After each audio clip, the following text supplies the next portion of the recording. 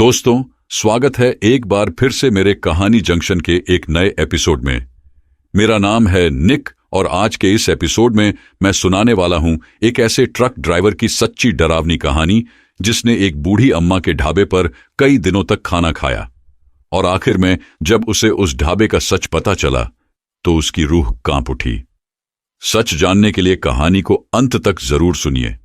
चलिए बिना देरी किए शुरू करते हैं आज की कहानी। मेरा नाम राघव है और मैं एक ट्रक ड्राइवर हूं। यह कहानी थोड़ी लंबी है, इसलिए आपको धैर्य और हिम्मत से इसे सुनना होगा।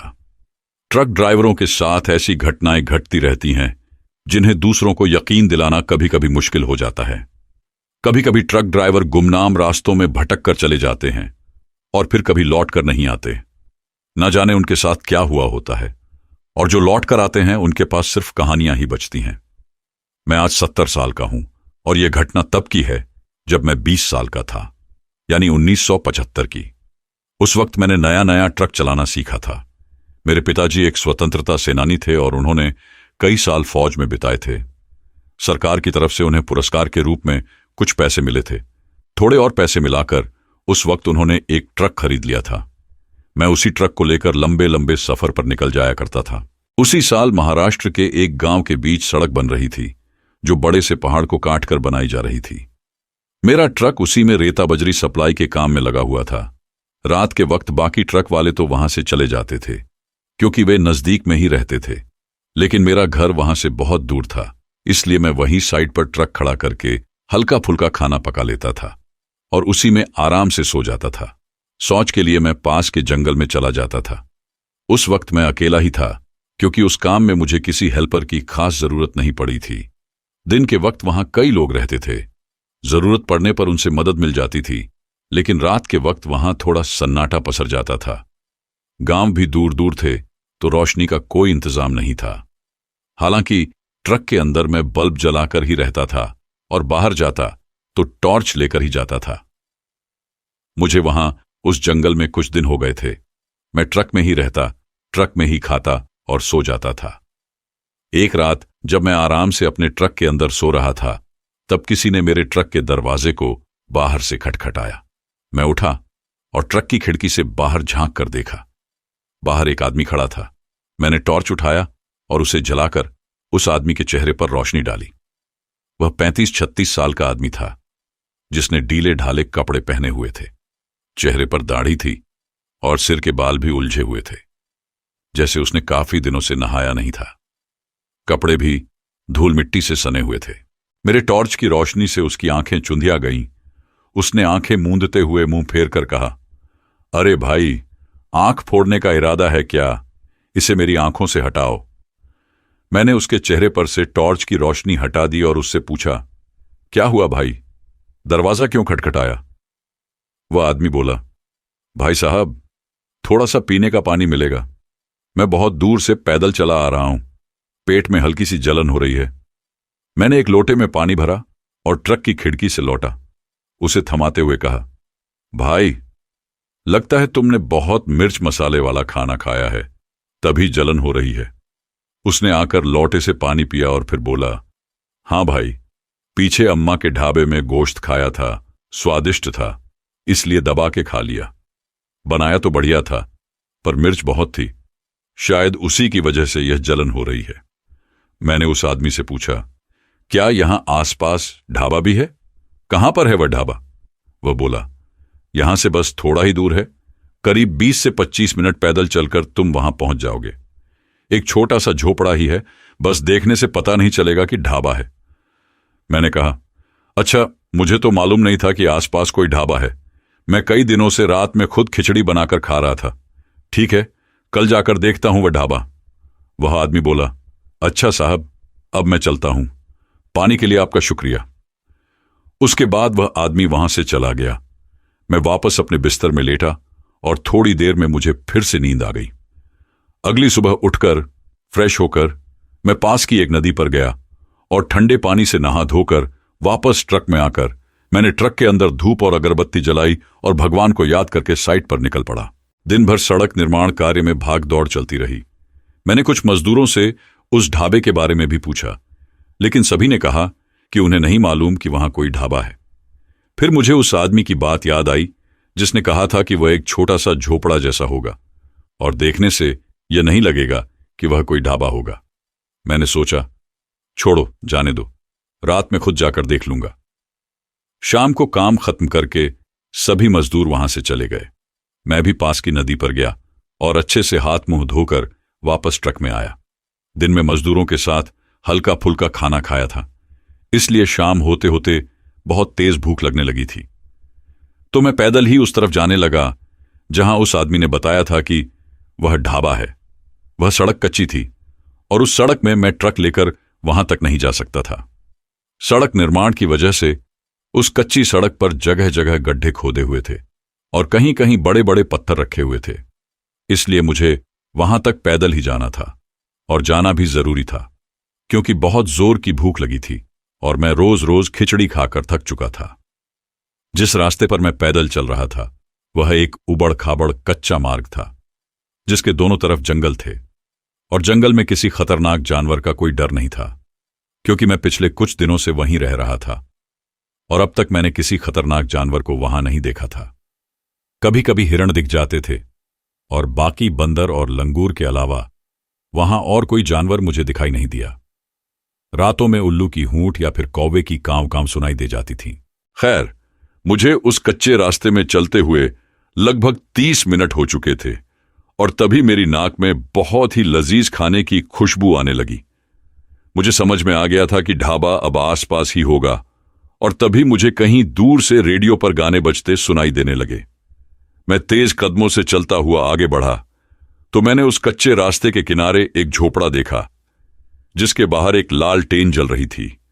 बाहर एक लकड़ी की बेंच रखी हुई थी और झोपड़े के अंदर हल्की रोशनी दिखाई दे रही थी।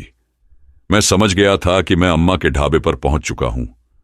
मैं उस कच्चे मार्ग से लगे एक संकरे से रास्ते में घुस गया। वह ढाबा उसी रास्ते में था। बस थोड़ा सा और चलने के बाद मैं उस ढाबे के बाहर खड़ा था। ढाबे के बाहर कोई नहीं था। मैंने दरवाजे पर जाकर आवाज दी, अरे कोई है क्या अंदर? मगर अंदर से कोई जवाब नहीं आया। मैंने फिर से आवाज दी और दरवाजे पर लगे हुए कुंडे को पकड़कर दरवाजे पर ठोका। तभी मेरे पीछे से मुझे किसी के खांसने की आवाज आई। मैंने पीछे पलटकर देखा तो बाहर मेरे पीछे एक मोटी सी बूढ़ी औरत खड़ी थी। उसने पुरानी सी सफेद साड़ी पहनी हुई थी। उसका पेट बहुत ज्यादा बाहर को निकला हुआ था जिसे उसने अपनी साड़ी के पल्लू से ढका हुआ था। चेहरे पर झुर्रियां और बाल सफेद थे।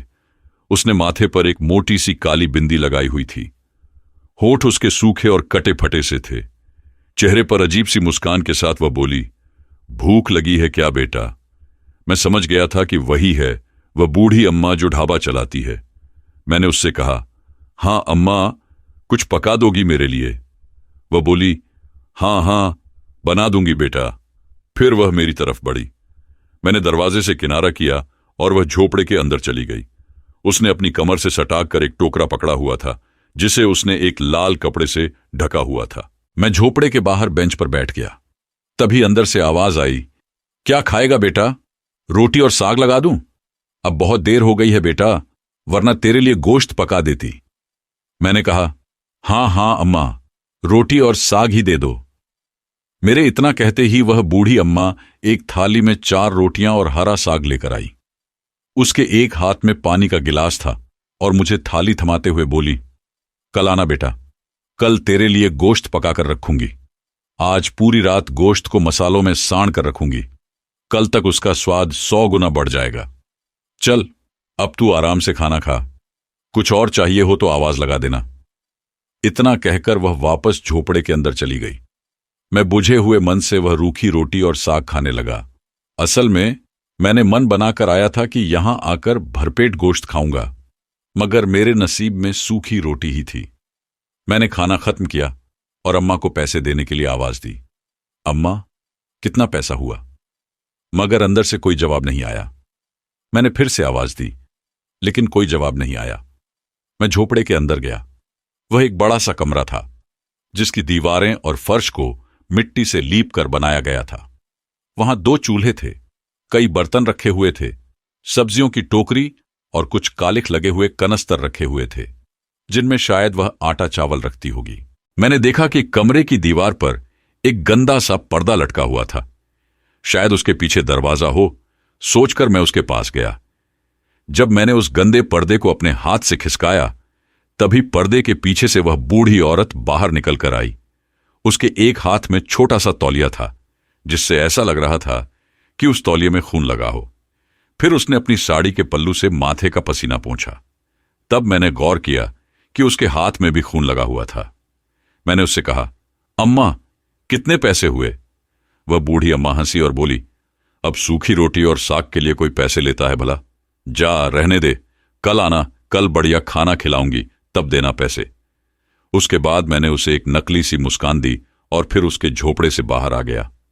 मैं कुछ ही कदम आगे बढ़ा था कि तभी मेरे पीछे उस झोपड़े का दरवाजा जोर से बंद हो गया, जैसे किसी ने गुस्से से उसे बंद किया हो। मैं उसी रास्ते से वापस अपने ट्रक की ओर बढ़ने लगा और अंधेरे में मुझे चलने में कोई परेशानी नहीं हुई। उसी रास्ते के एक तरफ जंगल में कुछ आवाजें आईं, जैसे कोई जंगली सुअर भाग रहा हो। फिर मैंने ध्यान दिया कि एक नहीं बल्कि कई सुअर होंगे। वे सभी तेजी से उसी दिशा में भाग रहे थे जिस तरफ वह ढाबा था। मैंने सोचा शायद वे जानवर कूड़ेदान में से बचा हुआ खाना खा रहे होंगे। खैर, मैं अपने रास्ते चलता रहा और कुछ देर में अपने ट्रक में पहुंच गया। अगले दिन मैंने ट्रक के बाहर ही चूल्हा जलाकर चाय बनाई और बिस्किट खाकर काम पर निकल पड़ा। दिन भर काम में जुटा रहा और मजदूरों के साथ हल्का फुल्का खाना खाया। फिर शाम हुई और नहा धोकर मैं बूढ़ी अम्मा के ढाबे की तरफ चल पड़ा। उस दिन मैं जल्दी ही चला गया था क्योंकि पिछली रात मुझे वहां दूसरा कोई ग्राहक नहीं मिला था। अम्मा ने कहा था कि वह स्पेशल गोश्त बनाने वाली है, इसलिए मैंने सोचा था कि जल्दी पहुंच जाऊं ताकि गर्मा गर्म खाना मिले, वरना पिछली रात की तरह सूखी रोटी से काम चलाना पड़ता। यह सोचकर मैं जल्दी जल्दी वहां पहुंचा तो देखा कि उस दिन भी कोई ग्राहक नहीं था। मैं शाम के 7 बजे तक ढाबे पर पहुंच गया था, लेकिन फिर भी वहां कोई नहीं था।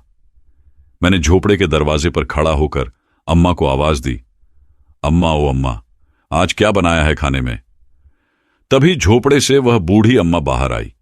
उसने गंदा सा एप्रण पहना हुआ था जिसमें खून के दाग थे, जैसे मुर्गा काटने वाले कसाई के एप्रण में होते हैं। मुझे देखकर उसने एप्रण उतारकर किनारे रखा और पानी के ड्रम में हाथ धोने लगी। फिर अपने हाथों को पल्लू से पोंछते हुए वह मुझसे बोली, बैठो बेटा, अभी लगा देती हूं खाना। आज खास गोश्त बनाया है, खाकर बताना कैसा बना है। इतना कहकर वह जल्दी जल्दी अंदर चली गई। मैंने झोपड़े के बाहर दरवाजे पर लटकी हुई लालटेन उतारी और उसे अपने सामने बेंच पर रखकर आराम से बैठ गया। थोड़ी देर बाद वह बूढ़ी अम्मा एक बड़ी सी थाली लेकर आई और मेरे सामने रख दी। फिर वह बोली, खाओ बेटा, और फिर से अंदर चली गई। मैंने देखा कि थाली में 5-6 रोटियां रखी हुई थीं, थोड़ा सा चावल था, सलाद था और एक बड़े से कटोरे में मटन करी रखी हुई थी। उसके बगल में ढेर सारा सूखा गोश्त पड़ा था। इतना सारा स्वादिष्ट खाना देखकर मेरी भूख बढ़ गई। सबसे पहले मैंने सूखा मसालेदार गोश्त का एक बड़ा सा टुकड़ा लिया और उसे मुंह में रखते ही मेरी जीभ के सारे टेस्ट बर्ड्स नाचने लगे, क्योंकि वह गोश्त सच में बेहद लजीज था। फिर मैंने रोटी का एक टुकड़ा तोड़ा और उसे मटन करी में डुबोकर ग्रेवी के साथ खाया। उसका स्वाद भी एकदम अलग था। मैंने आज तक ऐसा मीट नहीं खाया था, न ही घर में न ही किसी होटल में। थोड़ी देर बाद वह बूढ़ी अम्मा एक गिलास और जग में पानी लेकर बाहर आई और बोली, गोश्त ठीक पका है ना बेटा? मैंने कहा, ठीक नहीं अम्मा, बहुत ज्यादा ठीक पका है। वैसे ये किस जानवर का गोश्त है? ये सवाल पूछते ही वह बूढ़ी अम्मा थोड़ी सकपकाई। उसके चेहरे पर एक अजीब सी मुस्कान आई और वह बोली, बेटा, ये बकरे का ही गोश्त है। मैं इसे अलग तरीके से पकाती हूं, इसीलिए इसका स्वाद अलग लगता है। फिर मैंने वापस खाने पर ध्यान दिया। वह बुढ़िया वापस अंदर चली गई। कुछ देर बाद वह फिर से बाहर आई और बोली, बेटा, और चाहिए? गोश्त बहुत पड़ा है। मैंने कहा, अब नहीं अम्मा, बहुत खा लिया। अब तो गले तक भर गया हूं। पहली बार खाया है मैंने इतना स्वादिष्ट खाना। अब तो ऐसा लग रहा है जैसे बहुत दिनों तक भूख भी नहीं लगेगी। अम्मा अपनी तारीफ सुनकर मुस्कुराई और मुझे एक छोटा सा डब्बा देते हुए बोली, ये लो बेटा, इसे सुबह खा लेना। सूखा गोश्त है, ये 3 दिनों तक खराब नहीं होगा। मैंने कहा, अरे अम्मा जी, धन्यवाद। मैं आपसे कहने ही वाला था कि आप थोड़ा सा गोश्त सुबह के लिए भी बांध देना। फिर मैंने पूछा, बताइए कितना पैसा हुआ? वह बूढ़ी अम्मा बोली, अरे बेटा, जो दिल करे, जितना दिल करे बाद में दे देना। अब तो तू आता ही रहेगा ना खाने के लिए? मैंने कहा, हाँ, कुछ दिनों का काम और बाकी है, उसके बाद काम खत्म हो जाएगा तो मैं चला जाऊंगा। वह बूढ़ी अम्मा बोली, ठीक है बेटा, जिस दिन जाएगा उस दिन दे देना पैसे। अब जा, बहुत रात हो गई है। मैंने अम्मा का धन्यवाद किया और उनसे विदा लेकर वापस अपने ट्रक की तरफ जाने लगा। मुझे अब केवल 20 से 25 मिनट पैदल चलना था। जब मैं उस सुनसान जंगल वाले रास्ते पर चल रहा था, तब पिछली बार की तरह मुझे जंगल में पेड़ों के पीछे वही आवाजें सुनाई दी, जैसे कुछ जानवर भाग रहे हों। वे बहुत तेजी से उसी दिशा में भाग रहे थे जहां ढाबा था। खैर, कुछ ही देर में मैं अपने ट्रक के पास पहुंच गया और हाथ मुंह धोकर बिस्तर पर लेटकर सो गया। आधी रात में मुझे अपने ट्रक के बाहर कुछ हलचल महसूस हुई। ऐसा लग रहा था जैसे मेरे ट्रक के बाहर लोग चल रहे हों और आपस में खुसर फुसर कर रहे हों। मैं बिस्तर से उठा और ट्रक के सामने वाले कांच से बाहर देखा। बाहर अंधेरा था, कुछ भी साफ दिखाई नहीं दे रहा था, लेकिन कुछ काली परछाइयां हिलती हुई सी दिखाई दे रही थीं। मैंने ट्रक में चाबी लगाई और हेडलाइट्स ऑन कर दी। जो मैंने देखा वह देखकर मेरी आंखें फटी की फटी रह गईं। मेरे ट्रक के पास बड़े बड़े सुअर खड़े थे। वे सभी किसी मिडिल साइज हाथी के जैसे मोटे और तगड़े लग रहे थे। वे मेरे ट्रक को घेर कर खड़े थे। मैं समझ नहीं पा रहा था कि वे क्यों खड़े थे। वे सभी मेरे ट्रक के पास आकर हवा में कुछ सूंघने की कोशिश कर रहे थे। तभी मेरा ध्यान डैशबोर्ड में रखे उस डब्बे पर गया जिसमें उस बूढ़ी अम्मा ने मुझे सूखा गोश्त पैक करके दिया था। अब मुझे समझ में आया कि वह सुअर उस सूखे गोश्त की महक सूंघते हुए वहां आए थे। मुझे डर था कि कहीं वे उस गोश्त के लिए मेरे ट्रक को नुकसान न पहुंचा दें। इसीलिए मैंने वह डब्बा उठाया, उसका ढक्कन ढीला किया और ट्रक की खिड़की से दूर फेंक दिया। जैसे ही मैंने ऐसा किया, वे मोटे तगड़े सुअर गुर्राते हुए उसी दिशा में भागे जहां वह डब्बा गिरा था। फिर वे सभी उस गोश्त के लिए उस डब्बे पर टूट पड़े। मैं कुछ देर तक उन्हें देखता रहा और फिर एक एक करके वे सुअर वहां से चले गए। तब मैंने राहत की सांस ली और अपनी ड्राइविंग सीट के पीछे लंबी सीट पर लेट गया। मेरे मन में बस यही ख्याल आ रहा था कि अगर मैंने वह गोश्त का डब्बा बाहर नहीं फेंका होता तो क्या वे सुअर मुझ पर हमला करके मुझे खा नहीं जाते। ऐसे ही सोचते सोचते मेरी आंख लग गई और मुझे पता ही नहीं चला। अगले दिन वही भाग दौड़ चलती रही। फिर शाम को मैं उसी ढाबे में गया। उस दिन भी वहां कोई और ग्राहक नहीं था। अब मुझे लगने लगा था कि जैसे उस बूढ़ी अम्मा का मैं ही एकमात्र ग्राहक हूं। जैसे ही मैं उसके झोपड़े के बाहर पहुंचा, वह हाथ में एक बड़ी सी थाली लेकर बाहर आई। उस दिन भी उसने वही खाना बनाया था जो उसने पिछली रात बनाया था। मैंने पेट भरकर खाना खाया और अम्मा से पूछा, अम्मा, मैं जब भी इस ढाबे में आता हूं तो मुझे यहां कोई और ग्राहक नहीं दिखाई देता, ऐसा क्यों? अम्मा बोली, अरे बेटा, ऐसा इसलिए क्योंकि मैं उन्हें मारकर पकाकर खा जाती हूं। यह सुनकर मैं कुछ पल के लिए सन्न रह गया। फिर वह हंसते हुए बोली, अरे बेटा, सब दिन में आते हैं लेकिन रात में कोई नहीं आता। इस जंगल में रात को खाना खाने कौन आएगा? फिर मैंने अम्मा को उन सुअरों के बारे में बताया जो पिछली रात गोश्त की महक सूंघकर ट्रक के पास आकर खड़े हो गए थे। वह बोली, अरे वे सब चटोरे हैं। एक बार मैंने उन्हें बचा खुचा खाना दे दिया और फिर उनकी जीभ में गोश्त का स्वाद लग गया। अब वे हर रात आते हैं, खाना मांगते हैं और अगर नहीं मिलता तो उधम मचाते हैं। फिर वह हंसते हुए बोली, बेटा, आज भी तुम्हारे लिए सूखा गोश्त बांध दूं, तुम सुबह खा लेना। मैंने कहा, नहीं अम्मा, रहने दो। वे मोटे तगड़े हाथी जैसे सुअर फिर मेरे ट्रक को घेर कर खड़े हो जाएंगे। इससे अच्छा है कि आप रहने दो, मैं कल आकर खा लूंगा। फिर मैं वहां से वापस अपने ट्रक में आ गया। उस रात भी मुझे जंगल में उन्हीं मोटे तगड़े सुअरों की आवाजें सुनाई देती रहीं जो खाने की तलाश में ढाबे की तरफ दौड़ रहे थे। खैर, मेरे लिए यह अब रोज की बात हो गई थी। कुछ दिन ऐसे ही बीत गए। फिर एक दिन सड़क निर्माण का मेरा काम खत्म हो गया। अब सिर्फ सड़क में डामर का काम रह गया था जिसमें मेरा कोई रोल नहीं था। वह आखिरी रात भी मैं उसी ढाबे में खाने के लिए गया। इस बार मैंने अपना ट्रक ढाबे तक ले जाकर खड़ा किया क्योंकि सड़क पर अब पत्थर बिछाए जा चुके थे और ट्रक आराम से चल सकता था। ट्रक को ढाबे से दूर खड़ा करके मैं संकरे रास्ते से होकर पैदल ढाबे तक गया। उस रात भी मैंने पेट भरकर खाना खाया। जब मैं खाना खा रहा था तो भीतर वह बूढ़ी अम्मा किसी से बात कर रही थी और उनके साथ एक आदमी था जो उन्हें किसी बात के लिए धमका रहा था। वह बूढ़ी अम्मा उसे जाने के लिए कह रही थी। मैंने अपना खाना खत्म किया और झोपड़े के दरवाजे पर जाकर अम्मा को आवाज दी। जब मैंने झोपड़े के अंदर झांका तो देखा कि अम्मा ने उस आदमी को एक डब्बा थमाया, बिल्कुल वैसा ही डब्बा जैसा उसने मुझे दिया था, जिसमें सूखा गोश्त रखा हुआ था। वह आदमी वह डब्बा लेकर दूसरे दरवाजे से बाहर चला गया। मैंने अम्मा से पूछा, क्या हुआ अम्मा, कोई परेशानी है क्या? अम्मा बोली, नहीं बेटा, कोई परेशानी नहीं है। फिर मैंने कहा, अम्मा, मैं आज घर वापस जा रहा हूं, मेरा काम यहां खत्म हो गया है। अम्मा के चेहरे के भाव बदल गए। वह रुवासी होकर बोली, अच्छा बेटा, ठीक है। मैंने अम्मा से पूछा, कितने पैसे हुए? अम्मा बोली, जितना तेरा दिल करे दे जा बेटा। मैंने अम्मा को थोड़े ज्यादा पैसे दिए क्योंकि उन्होंने मेरे खाने का अच्छा ख्याल रखा था। फिर मैंने उनसे विदा ली और अपने ट्रक में जाकर उसे स्टार्ट किया और घर के लिए निकल पड़ा।